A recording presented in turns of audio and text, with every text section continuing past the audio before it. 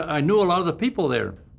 See, all these people had been ex-Disney people, and when they were drafted or went in the service, they most of them were over at Fort Roach, right near here, at and they learned about not they learned there they were able to express a lot of their frustration that they couldn't at Disney.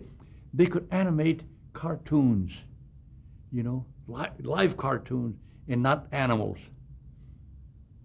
And so when the war ended, they all went from Fort Roach over to Burbank and opened up a studio. And they call themselves United Production of America, UPA. And so these were my friends, and I applied there right away. What kinds of projects did UPA produce? Well, mainly educational and mainly commercials, short commercials, minute spots, or small things, but a lot of them. And also they manufactured. They did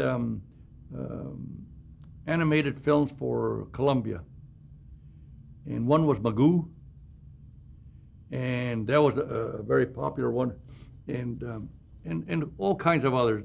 I worked on for example, on their first Academy Award, which was the one about little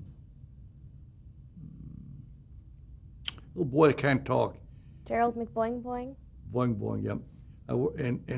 And all kinds of, geez, they did a lot of also very innovative and not necessarily children's directed shows. They were fairly adult stories, and but they were funny. They tried to be funny, and they were very successful for a few years until the Un-American Activities Committee, and generally I think Walt had a lot to do in crushing them, because they were all rebels from Disney, and for some reason we got in a fight there with the IA union, IATSE. That I'm proud of. I fit them. I'm still fighting them. And but see, those are things that destroyed the studio. But the important thing was that they made wonderful films. They really prepared me for doing Peanuts. They didn't know it, of course, but I didn't either.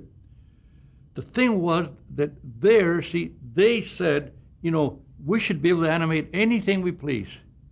Steinberg drawings, which were, very, or anything. And using them, create the illusion that they were alive. And so,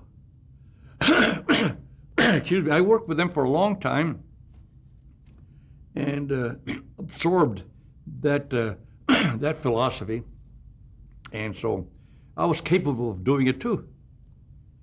The film that I worked on with, the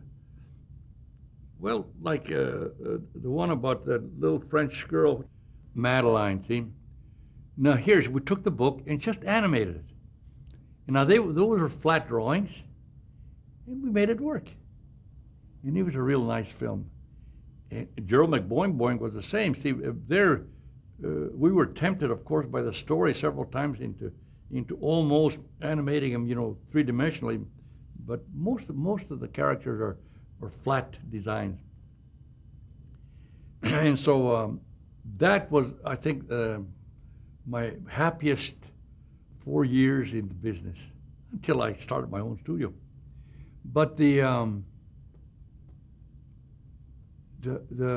again, see, I admired all the artists that working there. There were people that I admired at Disney, like John Hubley was an incredible artist. And now at Disney, he was what we call a layout man. See, he would design the picture, how the picture was going to look, the character and the background and everything. And then guys like me would animate it.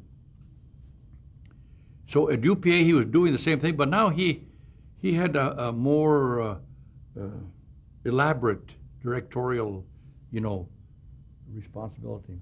Excuse me. He was management also, and just was free to do whatever he pleased. He was great.